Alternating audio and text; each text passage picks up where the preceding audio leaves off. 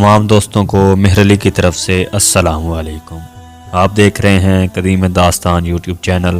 अबू जहल के बेटे कलमा पढ़ने आ रहे हैं। मेरे करीम रसूलुल्लाह सल्लल्लाहु अलैहि वसल्लम ने सारे सहाबा कराम को बिठाया और फरमाने लगे, मुझे खबर मिली है कि अकरमा कलमा पढ़ने आ रहा है, मेरी बात सुनो। सहाबा कराम कहने लगे, हुजूर सल्लल्लाहु अलैहि वसल्लम हुक्म करें।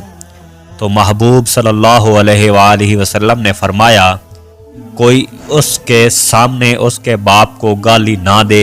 मेरी बात सुनो। सहाबा कराम कहने लगे, हुजूर सल्लल्लाहु अलैहि वसल्लम हुक्म करें।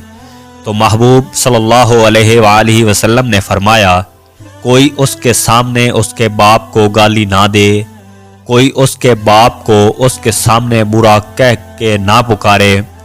अबू जहल जो पक्का बेईमान काफिर था, जिसके बारे में नबी सल्लल्लाहु अलैहि वसल्लम ने फरमाया था, मेरी उम्मत का फिरऔन अबू जहल है, जिसने इस्लाम को मिटाने के लिए एड़ी चोटी का जोर लगाया।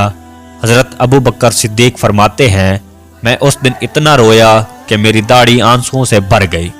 नबी करीम सल्लल्लाहु अलैहि वसल्लम फरमाने लगे, उसके बेटे को तकलीफ़ होगी, कोई उसके बाप का कुफर ना गिनवाए, कोई उसकी ज़्यादतियों का जिक्र ना करे, कोई उसके बारे में कोई आयत ना पढ़े, कोई मेरा कौल ना दोहराए। हज़रत सैयदना अबू बकर सिद्दीक फरमाते हैं, मैं रोने लगा तो मुझसे हज़रत अबू दर्दा कहने लगे, आप क्यों रो रहे हैं?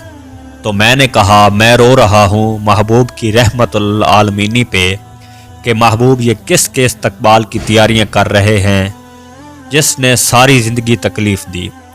मेरे नबी सल्लल्लाहु अलैहि वसल्लम इतने करीम थे और हम लोगों की कोई ना कोई कोताही तलाश करते रहते हैं। हमारा वतीरा बन गया है, किसी की 99 खूबियाँ हैं, लोगों की वो छुप जाती हैं, पर एक खामी सारी दुनिया देख लेती है।